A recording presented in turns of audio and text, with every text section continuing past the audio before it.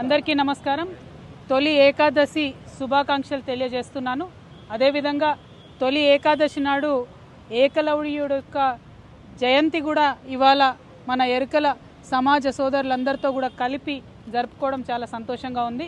మన tank bund మీద మరి కొమరం భీం విగ్రహం దగ్గరనే ఎప్పుడు ఏకలవ్యుని పటాన్ని పెట్టుకొని అనేక సంవత్సరాల నుంచి కూడా మనం ఇక్కడ సెలబ్రేట్ చేసుకుంటా ఉన్నాము.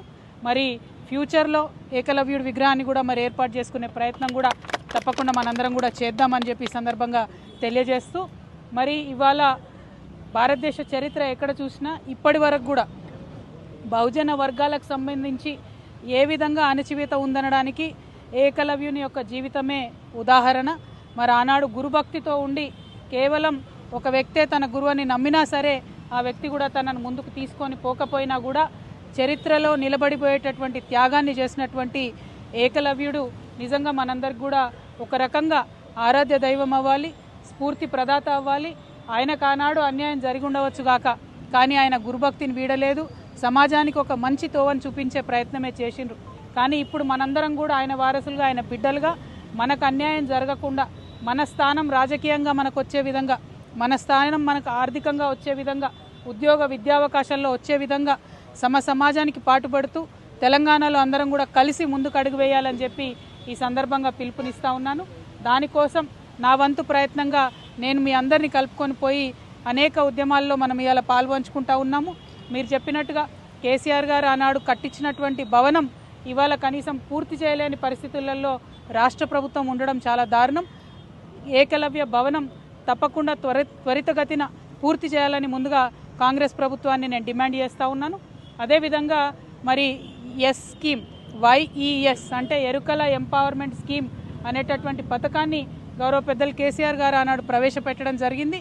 దాన్ని ఇప్పుడు ప్రభుత్వం కంప్లీట్గా తుంగలోకి తొక్కింది. 2-3 సార్లు లెజిస్లేటివ్ కౌన్సిల్లో కూడా మీ తరఫున ఈ అంశాన్ని నేను ప్రస్తావించినప్పటికీ కూడా ప్రభుత్వానికి కనీసం చీమగుట్టినట్టుగా లేకపోవడం చాలా దారుణం. ఈరోజు ఏకలవ్యుని జయంతి సందర్భంగా మళ్ళొకసారి ప్రభుత్వాన్ని డిమాండ్ చేస్తూ ఉన్నాను.